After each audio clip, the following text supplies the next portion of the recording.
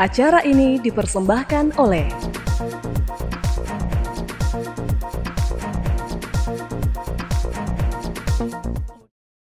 Halo pemirsa, senang sekali saya Niputin Najwa dapat kembali menyapa Anda dalam Unhas Daily. Dalam beberapa menit ke depan kami akan menyajikan berita-berita terpercaya hanya untuk Anda. Pemirsa, Universitas Hasanuddin Makassar menggelar upacara peringatan Hari Ulang Tahun ke-53 Korps Pegawai Republik Indonesia atau KOPRI Jumat pagi 29 November 2024. Wakil Rektor 1 Unhas menyampaikan harapan agar KOPRI terus bisa berkontribusi untuk kemajuan bangsa, negara, dan masyarakat Indonesia. Serentak dengan menggunakan batik biru, ribuan dosen dan pegawai dari berbagai fakultas di Unhas mengikuti upacara peringatan Hari Ulang Tahun ke-53 Korps Pegawai Republik Indonesia atau KOPRI. Upacara HUT KOPRI ini dilakukan di lapangan PKM Unhas Jumat pagi 29 November 2024. Terlihat para dosen tampil sebagai petugas upacara. Wakil Rektor 1 Bidang Akademik dan Kemahasiswaan Unhas, Profesor Dr. Gigi Muhammad Ruslin, dalam upacara ini bertindak sebagai pembina upacara. Dalam amanat upacaranya, Prof. Ruslin menyampaikan 7 butir pesan Presiden Republik Indonesia yang sekaligus penasehat nasional KOPRI, yakni Prabowo Subianto, yang salah satunya adalah netralitas ASN. Menurut Prof. Ruslin, ketujuh butir pesan itu harus direalisasikan oleh para pegawai di Universitas Hasanuddin. Ia pun berharap di usia ke-53, KOPRI terus bisa berkontribusi untuk kemajuan bangsa, negara, dan masyarakat Indonesia. Alhamdulillah baru saja kita segenap dosen, tenaga kependidikan melakukan upacara Korps Pegawai Republik Indonesia, upacara ulang tahun KOPRI yang ke-53. Ya, tadi ada beberapa 7 poin pesan dari Bapak Presiden Republik Indonesia sebagai pembina KOPRI. 7 pesan tadi itu bagian dari hal yang harus kita lakukan di Universitas Hasanuddin. Dalam upacara ini juga dilakukan penyerahan hadiah sebagai bentuk apresiasi kepada sejumlah dosen berprestasi tahun 2024. Juga hadir Dharma Wanita Unhas yang menggunakan pakaian seragam berwarna peach. Zulkarnain, Rizka Fraja, Unhas TV. Pemirsa, Universitas Hasanuddin Makassar memastikan drop out atau pemberhentian mahasiswa AG murni karena pelanggaran kode etik. Pemberhentian itu tidak berkaitan dengan demonstrasi atau kasus lain yang sebelumnya menjadi sorotan publik.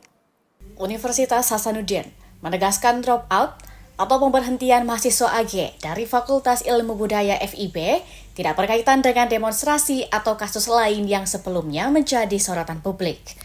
Ini disampaikan saat menggelar konferensi pers di lantai 8 Gedung Rektorat pada 28 November 2024 untuk meluruskan isu yang berkembang.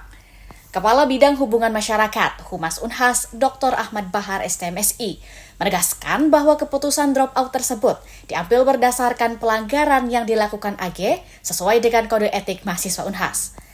Ahmad Bahar menyampaikan jika kasus pemberhentian ini sudah melalui proses panjang sejak Oktober 2024.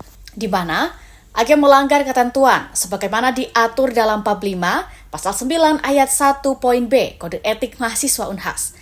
Pelanggaran ini juga mencakup Surat Edaran Rektor nomor 09501/UN 4.1/HK.05/223 tentang pelaksanaan aktivitas akademik dan non-akademik di Unhas, juga fakta integritas yang ditandatangani saat penerimaan mahasiswa baru, serta kode etik mahasiswa lainnya. Lebih lanjut, Ahmad Bahar menjelaskan bahwa AG terbukti melanggar kode etik mahasiswa yang mengatur larangan membawa, memperdagangkan, atau menggunakan psikotropika dan minuman keras. Menggunakan narkotika, psikotropika, dan zat aditif lainnya, maupun minuman beralkohol.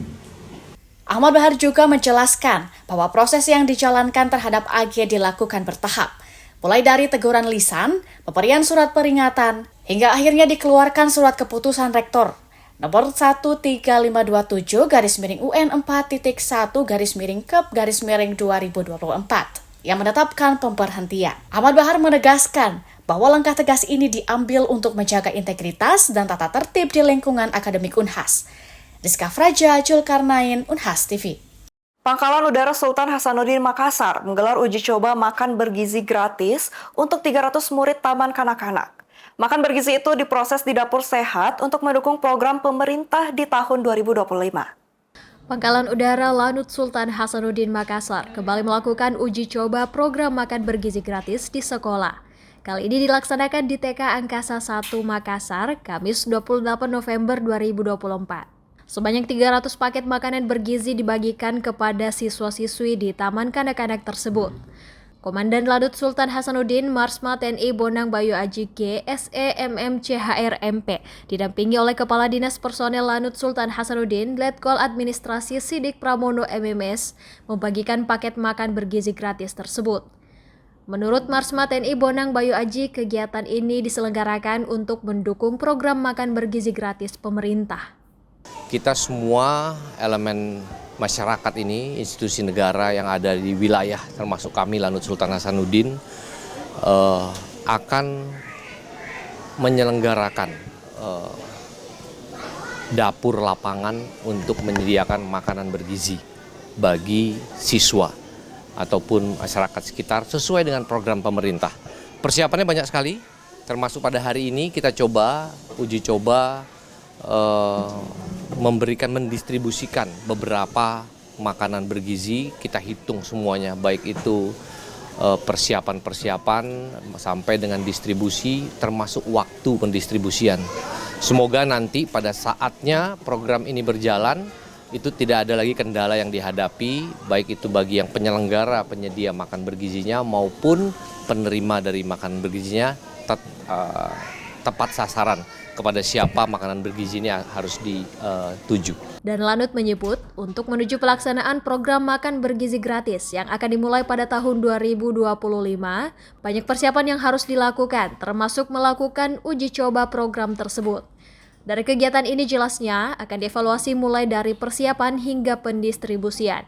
Ia pun berharap dengan uji coba ini sudah tidak ada lagi kendala yang dihadapi saat pelaksanaan program makan bergizi gratis di tahun 2025 nanti. 300 paket makan yang dibagikan ini diproses di Dapur Sehat Lanut Sultan Hasanuddin. Dapur Sehat ini sudah sesuai dengan standar dari Badan Gizi Nasional sehingga ada jaminan kesehatan bagi penerima makanan bergizi gratis ini. Kita juga mendapat supervisi dari Badan Gizi Nasional. Dari BGN itu nanti ada supervisi langsung, semua termasuk kualitas makannya, dari mulai belanja, penyiapan alat-alat dapur, dan standar sampai dengan standar IPAL sekalipun, limbah dan segala macam itu ada standarnya semuanya. Dan itu harus memenuhi. Intinya adalah makanan bergizi ini harus benar-benar higienis, diterima oleh masyarakat, itu ada jaminan kesehatannya. Menu yang diberikan pun harus bervariasi dan memenuhi standar. Marsma Bonang menyebut variasi menu juga dikontrol, begitupun dengan keseimbangan gizinya. Ada juga kontrol untuk menu. Menu pasti variatif. Menunya harus bergizi. Menunya pasti bergizi, yang didistribusikan itu menu yang sudah standar, yang akan melalui beberapa proses sehingga diterima itu makanan itu terjamin kesehatannya. Uji coba makan bergizi gratis ini pun mendapat tanggapan positif dari orang tua murid TK Angkasa 1 Makassar. Tanggapan saya ya setuju, kalau bahkan sampai setiap harinya juga enggak masalah. Karena kan kita sebagai orang tua kan agak repot kalau masih mau membawakan anak-anak bekal. Jadi dengan program yang ini ya alhamdulillah sekali, bersyukur ada makanan gratis tambahannya. Semoga bisa berlanjut sampai anak-anak selesai dan semoga bisa tersebar ke seluruhnya, bukan cuma di sini saja. Menurut Fauzia, dirinya bersyukur dan sangat terbantu dengan program ini karena tidak perlu repot membuat bekal untuk anak tiap pagi. Fauzia pun berharap kegiatan ini dapat berlanjut dan menyasar ke wilayah lainnya. Iva Syarahman, Muhammad Syaiful, Unhas TV. Bank Indonesia Provinsi Sulawesi Selatan bersama dengan Generasi Bank Indonesia atau GENBI menggelar sosialisasi program beasiswa Bank Indonesia, membagikan tips dan trik agar memperoleh beasiswa BI. Berikut informasi selengkapnya untuk Anda. Sosialisasi program beasiswa dilakukan Bank Indonesia Provinsi Sulawesi Selatan bersama dengan Generasi Baru Indonesia atau GENBI, yakni Komunitas Mahasiswa Penerima Beasiswa Bank Indonesia di Gedung IPTEX Universitas Hasanuddin Makassar pada Kamis 28 November 2024. Sosialisasi bertemakan Pathway to Success, Navigating Scholarship Opportunities, bertujuan memberikan informasi yang jelas dan mendorong partisipasi, serta memberikan tips dan triks terkait beasiswa Bank Indonesia.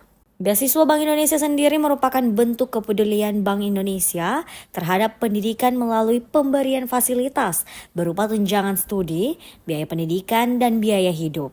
Di Sulawesi Selatan terdapat 3 perguruan tinggi negeri yang menjalankan program beasiswa Bank Indonesia, yakni Universitas Hasanuddin, Universitas Negeri Makassar, dan UIN Alauddin Makassar. Ketua Genbi Wilayah Sulawesi Selatan, Josafat Togap Hamonangan Sinaga, memaparkan 4 manfaat utama yang akan diperoleh oleh para penerima beasiswa, yakni bantuan dana pendidikan, kesempatan melakukan aktivitas pemberdayaan masyarakat, relasi, dan juga pengembangan diri. Beasiswa Bank Indonesia terdiri dari 2 kategori, yakni kategori unggulan dan kategori reguler, yang akan diperoleh selama 2 semester. Untuk beasiswa unggulan akan mendapatkan bantuan dana 18 juta rupiah per tahunnya atau sekitar 9 juta rupiah per semesternya. Sedangkan beasiswa reguler akan mendapatkan bantuan dana sebesar 12 juta rupiah per tahun atau 6 juta rupiah per semester. Yang membedakan 2 kategori beasiswa ini ada pada kriteria dan syarat umum.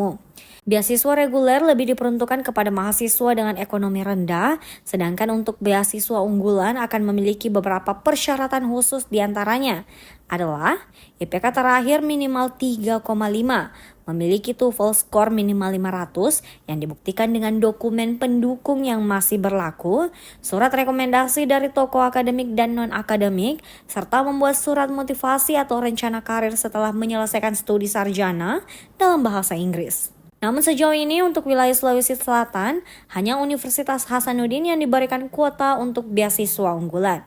Salah satu pemateri dalam kegiatan ini yakni Ananda Amalia Syam, pelaksana senior Bank Indonesia Sulawesi Selatan, membagikan tips agar mendapatkan beasiswa ini adalah dengan mendaftar lebih cepat.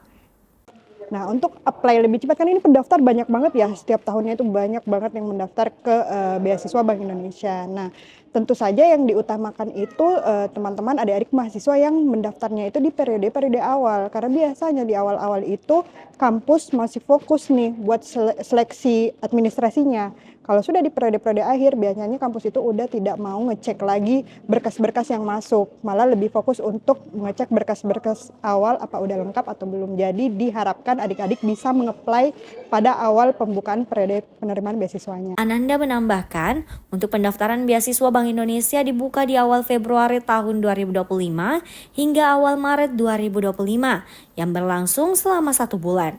Zahra Sabita Suceng, Andi Muhammad Syafrizal, Unhas TV. Setiap 27 November, Museum of Pop Culture di Seattle merayakan ulang tahun Jimi Hendrix, sosok yang menginspirasi berdirinya museum ini 24 tahun lalu. Dengan koleksi memorabilia terkait Hendrix terbesar di dunia, museum ini menyorot puncak karir Hendrix yang melakukan 500 lebih konser di 15 negara. Di kawasan Central District di kota Seattle inilah Jimi Hendrix tumbuh besar di tengah kemiskinan dan ketidakstabilan kondisi keluarga. Semasa kecil ia sering bermain di Leashy Park, melarikan diri dari rumah atau bolos dari sekolah, dan akhirnya drop out. Di masa itulah ia mulai belajar main gitar. Usianya tak panjang, hanya 27 tahun. Tapi setiap tahun, Museum Budaya Pop di Seattle tak pernah absen merayakan ulang tahunnya 27 November. Jimi Hendrix really was the original inspiration of our museum. We have the largest Hendrix collection in the world, over 6,000 objects related to Jimi Hendrix. And from the content of the museum to even the shape and colors that you find in the museum, really trying to accentuate Jimi Hendrix's life, legacy, career, and his creativity. We have over 100 pages of handwritten lyrics from Jimi Hendrix, and almost all of them are on hotel or airline stationery, so you really get the sense that he is creating wherever he goes. Lewat aneka aktivitas, fans dan pengunjung dari berbagai belahan dunia dan antar generasi merayakan peran Hendrix di dunia musik.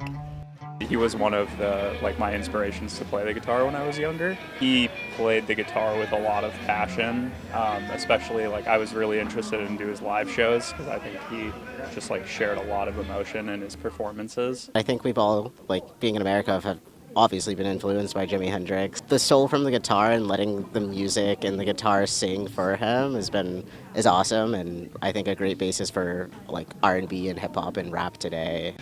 Walau aksi panggungnya berapi-api, menurut Taj Mahal, musisi blues yang sering manggung bersamanya, Hendrix sebetulnya agak pemalu.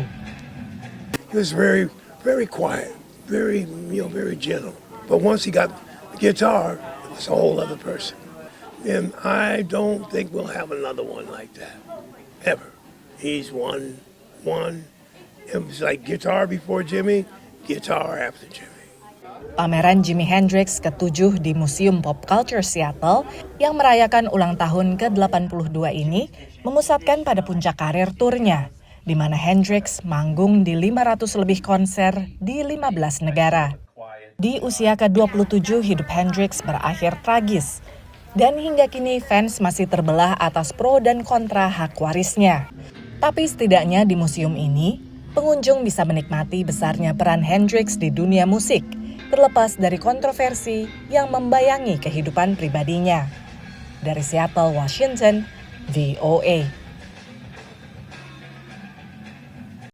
Pemirsa, berita tadi sekaligus menutup perjumpaan kita pada hari ini. Jangan lupa untuk terus saksikan Unhas Daily hanya di Nas TV. Saya Indi Putri Najwa, mewakili seluruh kru yang bertugas, pamit undur diri dan sampai jumpa.